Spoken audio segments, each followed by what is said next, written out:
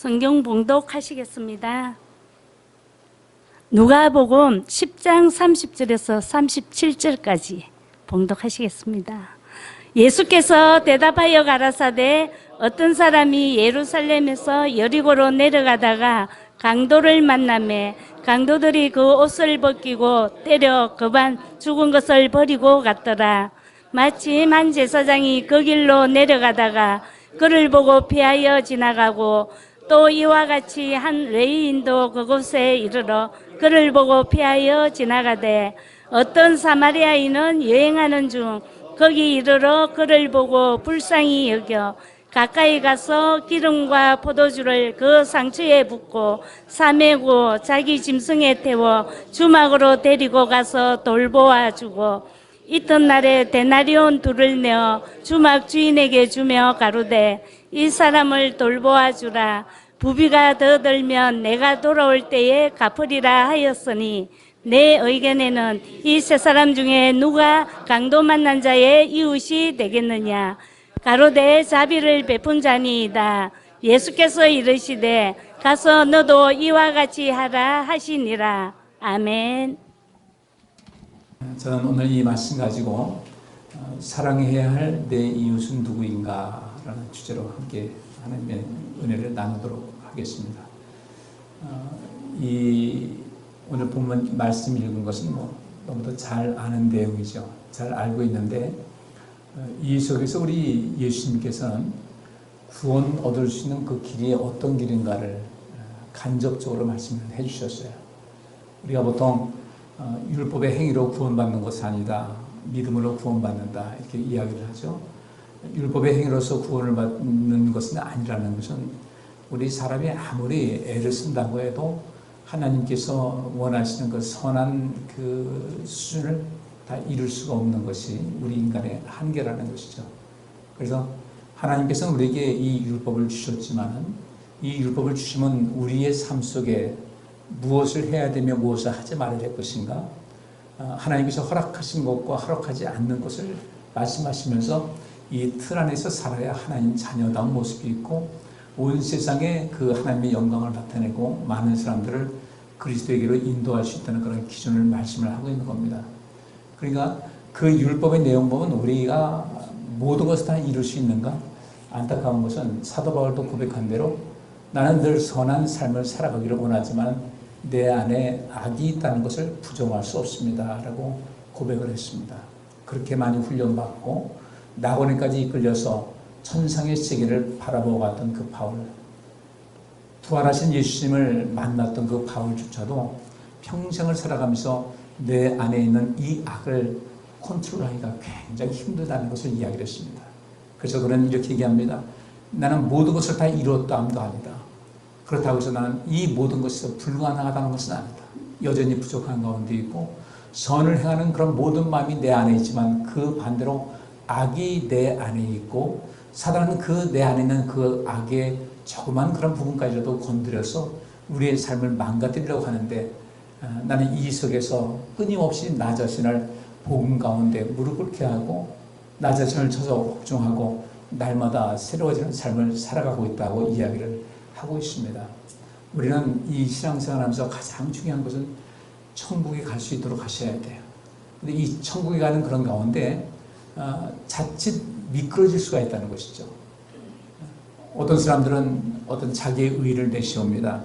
그래서 상대적으로 볼 때 내가 저 사람보다 낫다. 그렇기 때문에 나는 괜찮을 것이다. 하지만은 그 상대라는 것도 무척 주관적인 것이기 때문에 우리 하나님의 말씀에 근거해서 인생을 살아가야 될 텐데 오늘 이 본문 말씀을 지금 같이 읽었습니다. 여러분 잘 아시는 대로 선한 사마리아 사람의 이야기가 나오고 있습니다. 여기는 강도가 등장하고 또 강도 당한 사람이 등장하고 제사장이 등장합니다. 또 레위인도 등장합니다. 그리고 이 속에서 등장인물을 본다면 한 사마리아 사람이 등장을 하고 또 여기서 그 여관의 주인이 등장을 하게 됩니다. 이 속에서 예수님께서는 우리에게 굉장히 깊은 의미의 비밀을 말씀해 주고 있어요. 오늘 우리가 찬양 좀 듣지 않았습니까? 목소리도 참 좋고 은혜로운 분인데 이분이 복음성가를 참 많이 불렀어요. 근데 가사 구절 쭉 보게 되면 참 감동되는 거죠. 그분께서는 나를 친구라고까지 불러주셨다. 예수님께서 그렇게 하셨거든요. 그리고 하나님께서 우리를 그토록 사랑하시는데 주님께서 이렇게 말씀하신 겁니다. 전능하신 하나님께서 말씀하시기를 나는 네가 필요하다. 그래서 이 가수는 이 복음서가 이 가사를 통해서 뭐라고 하냐면 하나님께서는 이렇게 말씀하셨습니다. You need me. 이렇게 말씀하고 있습니다. 하나님께서는 나를 필요로 하셨습니다. 우리는 항상 하나님이 내게 필요하다고 도움 달라고 그러는데 하나님께서는 우리를 필요로 하신다는 거죠. 바꿔 말하면 하나님께서는 나 때문에 때로는 웃기도 하시고 때로는 울기도 하시는 거예요. 하나님께서 우리에게 복을 주시길 원하시는데 우리는 역시 마찬가지로 우리에게 영생을 주시고 생명의 길로 인도하신 하나님을 늘상 기쁘시게 해드리고 그분을 웃게 만들어야 된다는 거죠. 우리는 하나님 필요합니다. 하나님께서도 역시 마찬가지로 나를 필요로 하십니다. 그래서 나를 필요로 해서 우리를 하나님의 귀한 일꾼을 삼으셔서 온 세상을 하나님께서 원하시는 아름다운 세상을 만들기 위해서 때때로 우리 눈에 눈물이 있을 때 주님께서는 우리의 눈물을 닦아주셨어요. 나를 강하게 하셨고 내가 약해졌을 때 희망을 주셨고 내게 발판을 놓아주셔서 영원한 세계를 바라볼 수 있는 그런 모든 안목을 허락해 주셨다는 것이죠. 우리는 이런 그 하나님의 은혜를 마음속 깊이 깨닫고 살아가게 되면 매일매일이 삶의 기쁨으로 즐거움으로 용기로 가득하게 될 줄 믿습니다. 주님께서 나를 필요로 하시다니 이게 웬 말인가. 우리는 늘 주님을 필요하다고 이렇게 하나님께 기도하고 또 하나님의 도우심을 구하면서도 정작 주님께서는 나는 네가 필요하다라고 할 때 우리가 어떻게 주님께 반응을 했는가를 한번 살펴볼 필요가 있다 생각합니다. 오늘 이 본문 말씀에는 우리가 천국에 들어갈 수 있는 그 길이 어떤 길이라는 큰 지침을 말씀을 하고 있어요. 율법 전체를 다 이룰 수가 없어요. 그런데 율법 전체를 다 이룰 수가 없는데 그 가운데 우리 연약함이 있다 할지라도 어떤 것으로 하나님의 마음을 기쁘시게 해서 내가 부족하다만 나는 너를 의롭다고 하겠다라고 하신 조건이 있습니다. 여기 37절 말씀에 그랬죠? 뭐라고 그래요? 가로되 자비를 베푼 자니이다. 예수께서 이르시되 가서 너도 이와 같이 하라 하시니라. 아멘. 이 세 사람 중에 누가 강도 만난 자의 이웃이 되겠냐 했더니 자비를 베푼 사람입니다. 우리도 이렇게 자비를 베풀 때 누군가에게 자비를 베풀 때 하나님의 말씀에 근거해서 자비를 베풀 때 우리가 천국 백성이 될 수가 있다는 것이죠. 그러면 오늘 본문 말씀에 앞서서 어떤 이야기 있는지 한번 살펴보도록 하겠습니다. 누가복음 10장 25절부터 29절 같이 읽습니다. 어떤 율법사가 일어나 예수를 시험하여 가로되 선생님 내가 무엇을 하여야 영생을 얻으리이까? 예수께서 이르시되 율법에 무엇이라 기록되었으며 내가 어떻게 읽느냐? 대답하여 가로되 내 마음을 다하며 목숨을 다하며 힘을 다하며 뜻을 다하며 주 너희의 하나님을 사랑하고 또한 네 이웃을 내 몸과 같이 사랑하라 하였나이다. 예수께서 이르시되 네 대답이 옳도다. 이를 행하라. 그러면 살리라 하시니 이 사람이 자기를 옳게 보이려고 예수께 여짜오되 그러면 내 이웃이 누구니까? 라고 여쭤보는데 그 여쭤봤을 때 그 대답이 오늘 본문에 있는 말씀이에요. 그래서 제가 오늘 이 본문의 그 내용 가지고 사랑해야 할 내 이웃은 누군가? 그 이웃은 누군가? 나는 그 이웃에 대해서 자비를 베풀고 있는가 아닌가? 이것을 통해서 내가 천국의 그 백성으로서 구원받은 자로서의 그런 자격을 갖췄는지 안 갖췄는지 이 부분을 한번 좀 살펴보려고 해요.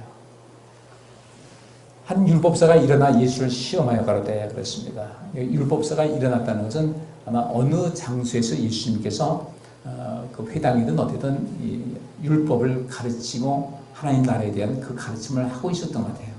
이때 한 율법사가 일어납니다. 이 율법사는 다른 성경에서 보면 서기관이라고도 또 이제 번역이 되어 있고 또 율법 교사라고도 이야기를 하고 있습니다. 그러니까 율법에 대해서는 상당히 아주 많은 지식을 갖고 있는 이런 사람인데 예수를 시험하여 가로되 근데 여기 전체적인 내용 보니까 예수님을 뭐 어떻게 시험해가지고 넘어뜨리라는 그런 것이 아니고 주님께서 도대체 뭘만큼 알고 계신가 좀 알고 싶어서 이런 얘기를 한 것 같습니다.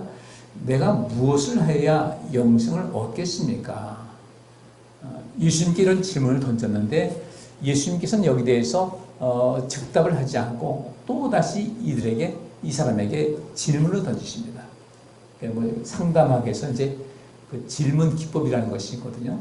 우리가 누군가의 마음을 더 알고 살피고 그들을 돕기 위해서는 질문할 때 예, 아니요라는 그 말로 답할 수 있는 그런 질문은 우리가 좀 삼갈 필요가 있어요. 그런 질문도 필요할 때가 있죠. 예를 들어서 법정에서 어떤 피고 뭐 형사사건이든 민사사건이든 이제 피고로 나온 사람이 있습니다. 그러면 피고로 나왔을 때 이 피고를 어쨌든 그 더 공격하고자 그 사람이 변호사일 수도 있죠. 민사상에서는 어떤 변호사일 수도 있고 형사상에서는 검사일 수도 있는데 이 검사나 어떤 변호사가 이 피고에 대해서 좀 더 자기의 목적을 이루기 위해서 피고를 공격을 합니다. 질문을 합니다. 어떻게 됐습니까? 이거 한 것입니까? 안 했습니까? 했을 때 아니 그건 이렇게 된 거고 저렇게 된 거고 말을 길게 하려고 그러면 이 검사나 그쪽 원고의 변호사는 뭐라고 그래요? 예, 아니요라고 하면 대답하시오 그래요. 그러니까 이 할 말이 굉장히 많은데 근데 그 말을 못하게 해요. 예입니까? 아니옵니까? 말을 딱 끊어가지고 얘기합니다. 그러면 막 길게 하려면 이 검사든 그 변호사든 판사한테 뭐라고 합니까? 주의를 주시기 바랍니다. 그럼 판사가 뭐라고 그래요? 예나 아니오를 대답하시오 이렇게 돼요. 근데 그게 끝나는 것이 아니죠. 여기서는 그 피고로 된 사람, 피고를 보호하는 이 변호사의 역할이 굉장히 중요한 거예요. 그래서 예, 아니오로 대답했는데 이 사람 하고 싶은 말 많이 있지 않겠습니까? 그러면 이 피고의 변호사가 나와서 어떻게 합니까? 그가 하고 싶은 이야기를 할 수 있도록 질문을 던지는 거예요. 그 질문을 던질 때 자칫하게 되면 이 사람을 어떤 그 말을 이끌어내고자 하는 그런 것이 억지로 하니까 그렇게 하지 말고 근데 그 상황은 어떻게 된 것입니까? 이렇게 물어보는 거죠. 그럼 그 사람은 자기 속에 있는 얘기를 어떻게 해요?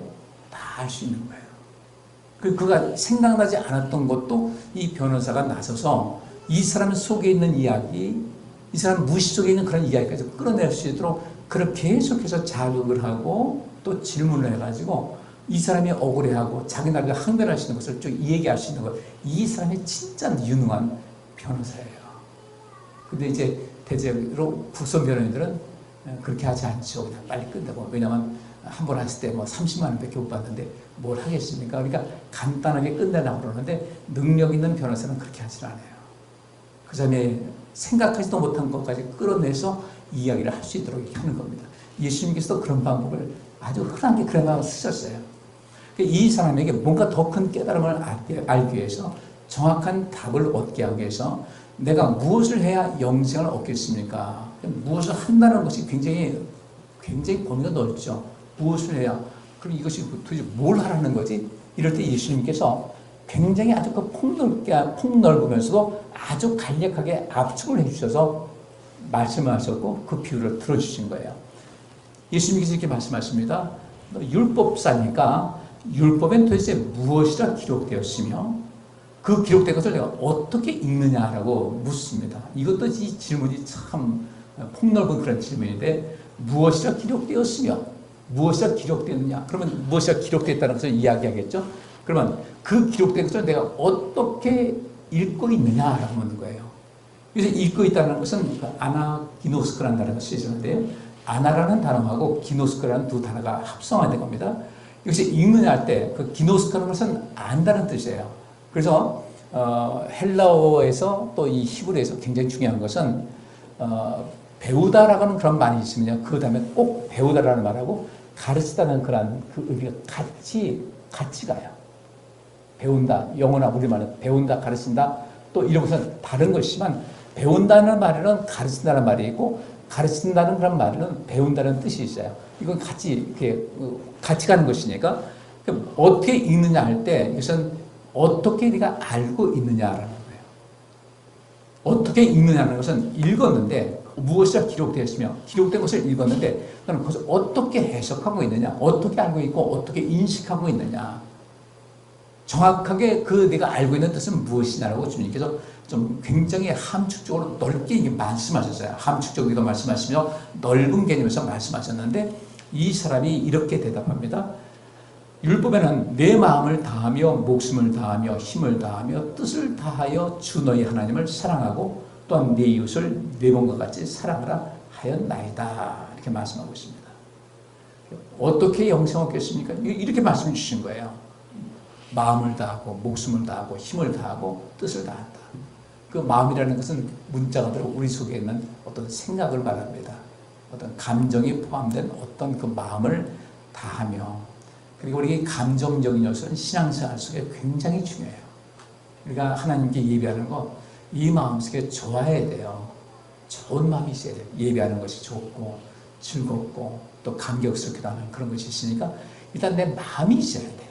그 마음을 다하라는 겁니다.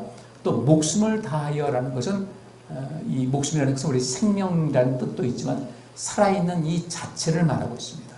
내가 살아서 숨쉬고 있잖아요. 숨쉬고 있다.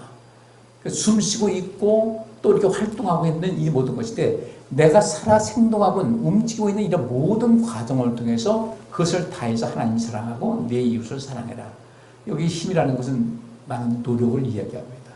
수고를 하고 노력을 하고, 이 뜻이라는 것은 의지를 말합니다. 우리가 어떤 것을 해야 될 텐데 하고 싶지 않을 때 많이 있잖아요. 그래서 자꾸 주의 말씀을 따라 살고 싶은데도 불구하고 자꾸 넘어지는 이유가 거기 있어요. 그러니까 그렇게 내가 뭔가를 하고 싶은데 그것이 안 될 때가 있잖아요. 내가 이렇게 살아야 할 텐데 그 뜻대로 잘 안 돼. 내 의지대로 안 돼요. 무엇일까? 더 재밌는 것이 있어요. 그러니까 마음을 다하고 목숨을 다하고 힘을 다하고 뜻을 다한다는 이 네 가지는 사실 한 묶음이 되는 거예요. 내 마음이 즐거우면 내가 의지도 생깁니다. 좋으니까요. 그래서 오죽하면 어떤 가수가 그랬잖아요. 나 그대에게 모두 드리려 하면서 뭐까지 준대?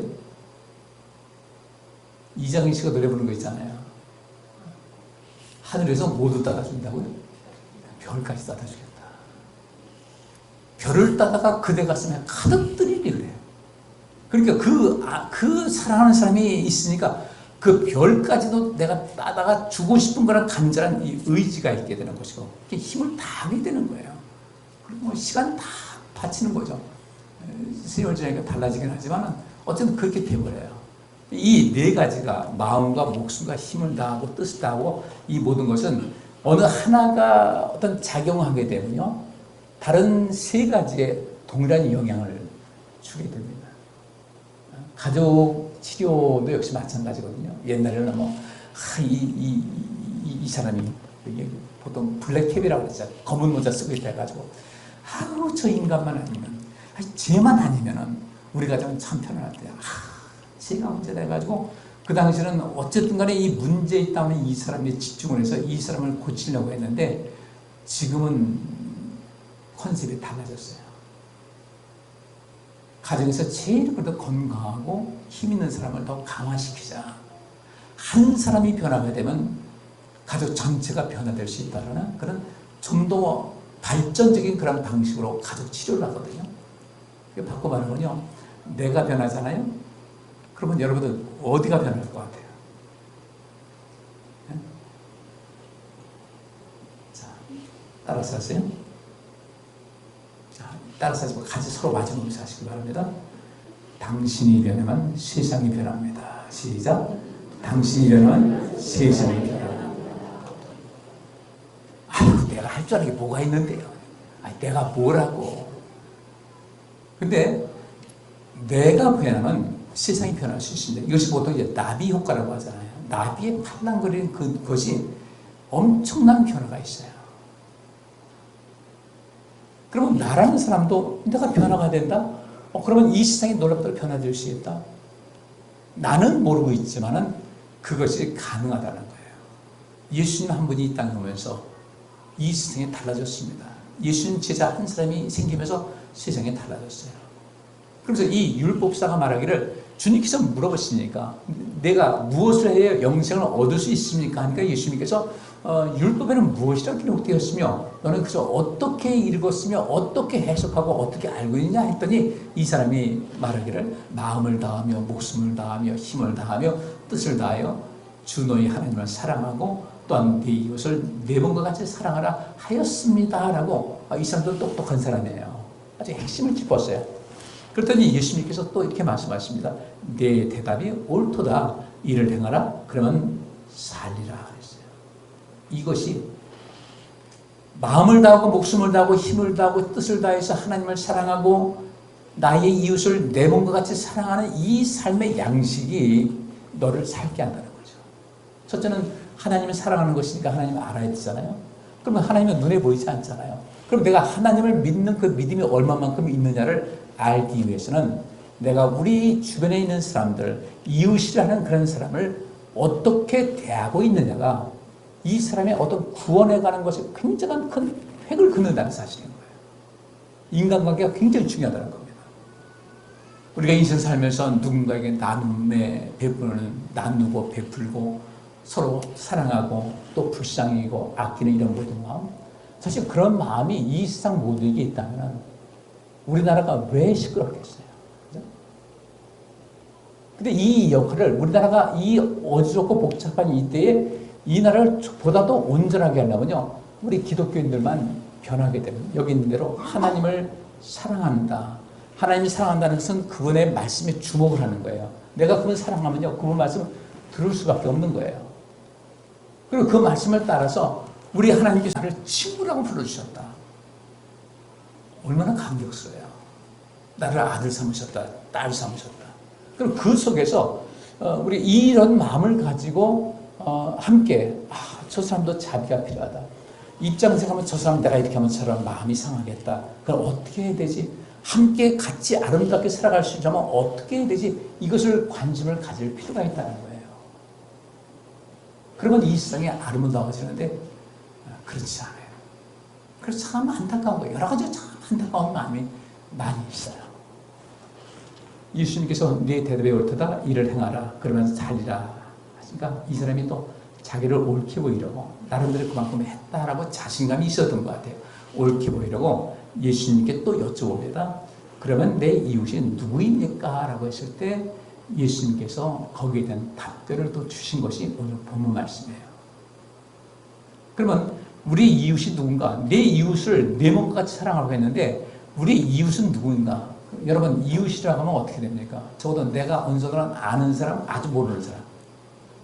네? 되게 그렇게 생각하잖아요. 근데 예수님께서 말씀하신 이웃은 주님께서 우리에게 말씀하십니다. 주님의 세계관을 우리에게 말씀해 주셨어요. 전혀 알지 못하는 사람이에요. 오늘 본문 말씀 보니까 이 말씀이 이거 뒤를 이어서 진행되는 것인데 여기 30절부터 37절 말씀 이제 계속 보겠습니다. 먼저 앞에 30절 말씀 보세요. 예수께서 대답하여 가라사대 어떤 사람이 예루살렘에서 여리고로 내려가다가 강도를 만나매 강도들이 그 옷을 벗기고 때려 거반 죽은 것을 버리고 갔더라. 마침 한 제사장이 그 길로 내려가다가 그를 보고 피하여 지나가고 또 이와 같이 한 레위인도 그곳으로 그를 보고 피하여 지나가되. 이런 이야기가 있어요. 먼저 예루살렘에서 여리고로 내려갔다고 그러는데 이 지리적인 그런 배경을 한번 보겠습니다. 예루살렘은 그 해발 760m의 고지대예요. 아마 어느 정도 되겠습니까? 관악산 정도 높이는 돼요. 그 정도 높이가 되는 곳이고 평지에서 해발 0m에서 그렇게 되고 여리고는 해면보다 250m가 낮은 저지대예요. 거의 합하면 얼마 되겠습니까? 차이가 1km 정도의 차이가 나요. 높은 지역이에요. 이 두 지역 간의 거리는 약 36km 정도 거리였고, 그 당시 이런 운송수단도 여의치 않으니까 길이 가파르고 길 옆에는 암석들이 많아서 도둑들이 자주 출몰하는 그런 지역이었다고 해요. 운송수단들이 별로 여의치 않고 그런 곳이었죠. 당시 여리고에는 제사장들과 레위인들이 많이 모여 살았습니다. 그러면 이스라엘 백성들, 예루살렘에 성전이 있는데 제사장들이 거기 내내 있는 건 아니에요. 레위 사람들 중에서 제사장을 뽑는 것인데 순번을 정해서 일정 기간 거기 가서 성전을 섬기고 또 다음 사람과 교대하고 이렇게 했는데 여리고에는 제사장들과 레위 사람들이 많이 모여 살다 보니까 그들이 업무를 교대할 때마다 어떻게 해요? 일정 기간 마치고 교대할 때마다 다니다 보니까 여기는 제사장들과 이 레위들이 많이 지나다니는 그런 곳이었던 것 같습니다. 그렇게 이 지역은 예루살렘에서 자신의 직무를 행하기 위해 오가는 제사장들과 레위들이 많았다. 근데 거기서 강도를 당하는 사람이 제사장일 수도 있고 레위 사람도 있었는데 이 제사장과 레위 사람이 어떤 일이 있었는가? 굉장히 심각한 겁니다. 이 두 제사장을 또 봤어요. 지나가다가 우연하게 봤어요. 레위 사람도 지나다 봤는데 그냥 피해서 가버린 거예요. 그럼 제사장은 누구고 레위는 누군가? 자, 제사장의 직무는 고대 사회에서는 전통적으로 제사장이란 지식과 신앙심을 가지고 있어야 하며 선한 양심을 소유한 현자여야 한다는 의식을 갖고 있었다. 그러니까 이 고대 사회에서는 꼭 그 하나님 믿는 그 백성들의 그 제사장뿐 아니라 이방신을 섬기는 그런 제사장들이 할지라도 그들은 많은 지식이 있어야 되고 그들 나름대로 신앙심을 가지고 있어야 된다. 마찬가지로 하나님을 믿는 그런 사람들도 이스라엘 백성들도 제사장이라고 하면 지식이 많아야 되고 하나님을 향한 그 신앙심을 가지고 있어야 된다. 그리고 선한 양심을 소유한 현자여야 된다. 이 사람들이 제사장의 가장 기본적인 자격 조건이었어요. 특별히 이스라엘 백성들 중에 그 제사장은 하나님의 뜻을 분별하고 신탁된 것을 전달하는 사명이 주어졌어요. 하나님께로부터 맡겨진 그 모든 것을 그 전달하고 가르치는 것이 있다 보니까 그들은 이제 그 제사장의 옷에서 그 우림과 둠밈을 관리하죠. 하나님의 뜻이 어떤 것인지를 알려주는 우림과 둠밈을 관리했고 또 이 하나님의 신탁된 것을 전달하다 보니까 하나님 말씀, 그 율법에 아주 능통하고 그리고 이 율법과 정의가 무엇인지를 가르치는 책무가 있었어요. 그리고 제사를 진리하는 것은 그 다음에 책무였습니다. 그러니까 이 제사장들이라는 것은 첫째로 하나님 말씀 율법에 아주 능통한 사람이었고 그것을 가르치는 것이 가장 중요한 사명이었습니다.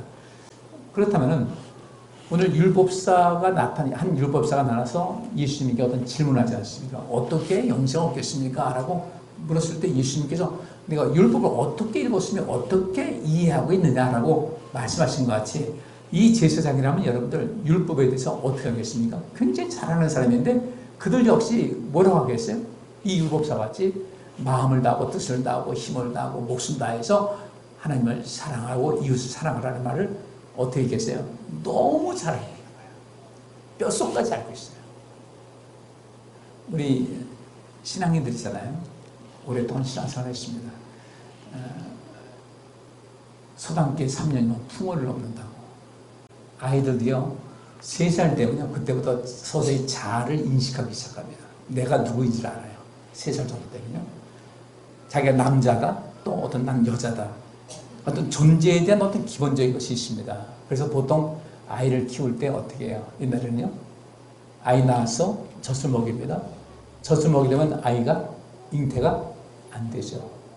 3년 정도 애가 젖을 뛸 때 되면 그때 임신하고 해서 보통 3살 터울로 되는 것은 정상적으로 모유를 먹였을 때 자연적으로 3살 터울로 되는 거예요. 그 3살 터울이 무엇인가? 이게 하나님의 뜻인 거죠. 3살 동안은, 3년 동안은 부모님의 보살이 전적으로 필요하다. 그렇게 된 거예요. 그리고 몸을 하나님께서 그렇게 인생을 만들어 주신 겁니다. 그러니까 3년 정도 신앙생활은 정말 어느 정도, 아니 3년이면 강아지도 소단께서 3년이면 풍을 얻는다 그러는데 우리는 사람이잖아요. 풍월이 아니라 어느 정도까지 있어야 돼요? 상당한 전문성이 있어야 되는 거예요. 신앙생활 우리 몇십 년 했습니까? 3년이 아니라 30년 이상 하신 분들의 태반이에요. 3 곱하기 10이요. 엄청나게 했어요. 그러면 이 정도는 우리가 어떤 상태가 돼야 돼요? 흔한 말대로 뭐 해야 돼요? 하산해야 돼. 돌을 닦으러 산에 갔는데 3년 정도 돌 닦으면 그 스승이 얘기합니다. 너 하산해도 되겠다. 근데 지금 우리가 어디 있어요? 하산했어요. 지금 올라가고 있어요. 우리 신앙생활에서 조금 이제는 그럴 때가 됐습니다. 우리가 인생 모든 거 마무리할 때가 된 연세들이 되신 분이 많기 때문에 이때는 우리가 우리 자신을 좀 돌아보고 어떻게 앞으로를 어떻게 살아야 될 것인가에 관심을 좀 많이 가질 필요가 있어요. 제사장은 이런 그 많은 것을 갖고 있는 사람인데 이 사람이 모른 척하고 지나간 겁니다. 제사장은 그런 것이 아니라 거의 대부분의 사람이 그럴 것이다. 근데 이 제사장이 마땅히 그 일을 해야 될 텐데 이 제사장을 피해갔어요. 자, 레위인은 어떤 사람이에요? 레위인의 직무는 하나님을 찬양하는 노래를 부르는 사람들이 레위인이었습니다. 이 구약에서는 이 성가대가 이 레위인이 한 것이고 또 치안을 유지하는 일, 그 다음에 희생제사를 돕는 일, 그 다음에 회당에서 율법을 낭독하는 이런 일이 바로 이 레위 사람들이 했어요. 제사장은 레위인들 중에서 불러오는 것인데 모든 레위인이 똑같이 제사장과 같은 그런 것은 아니었어요. 제사장은 레위인 중에 뽑히는 것인데 제사장이 아닌 레위인들은 이렇게 성가대도 하고 치안 유지하는 일도 하고 또 희생제사를 돕는 일도 하고 또 회당에서 율법을 낭독하는 일, 낭독하다 보니까 가르치는 일도 했겠죠. 이 레위인들은 무엇보다도 하나님 말씀을 가까이 하고 그것을 관리하는 그런 입장이었는데 이 레위 사람도 그냥 스쳐 지나가더라는 겁니다. 그 다음에 이 장면이 나옵니다. 33절 말씀하니까 어떤 사마리아인은 여행하는 중 거기 이르러 그를 보고 불쌍히 여겼다. 이게 우리가 지금 관심 가져야 될 내용이에요. 불쌍히 여겼다. 그 다음에 가까이 갔다. 불쌍히 여기고 가까이 가는 것이 누구의 마음이에요? 하나님 마음이에요. 하나님께서 우리를 위해서 예수님을 보내셨다. 우리를 죄인이라고 해서 뭐 함부로 대하는 것이 아니었어요. 느헤미야서에 보면 그런 말씀이 있습니다. 이스라엘 백성들이 그저 가까이 하나님께서 이렇게 내게로 오라 해가지고 가까이 가다가 어느 때 돼가지고 마음 변합니다. 하나님께서 그를 돌이키기 위해서 어떤 징계를 내리십니다. 징계를 받으니까 딱 다시 하나님께 돌아옵니다. 돌아갔다 또 잘 되면 또 타락을 해버립니다. 이것이 수없이 계속해서 반복되는 그런 가운데 하나님께서는 무엇을 말씀하고 있는가? 하나님께서는 그렇게 우리를 사랑하신다는 거예요. 많이 아끼시고 사랑하신다는 거예요. 많이 참으신다는 거예요. 이와 마찬가지로 하나님께서 원하시는 사람은 불쌍히 여기는 마음을 가지셔야 돼요. 이게 첫째입니다. 이게 하나님께서 원하시는 거예요. 구원받은 백성들이라면 이런 마음을 가져야 세상을 변화시킬 수가 있다는 거예요. 불쌍히 여기자. 두 번째로 가까이 간다는 거예요. 가까이 가서 어떻게 했는가? 기름과 포도주를 그 상처에 붓고 싸매고 자기 짐승에 태워 주막으로 데리고 가서 돌봐줬다. 굉장한 겁니다. 기름이라는 것은 감람유를 말합니다. 아주 최고의 기름이죠. 이것을 상처에 붓다는 것은 이 감람유뿐 아니라 거기다 여러 가지 그 향료와 여러 가지 그 구성물을 넣어서 어떤 치료하는 치료제를 만든 거예요. 그 기름과 포도주를 그 상처에 붓고 싸매고 그 다음에 자기가 타고 있던 짐승에 태우고 자기는 걸어가고 주막으로 데려간다 그러니까 우리나라 주막은 뭐예요?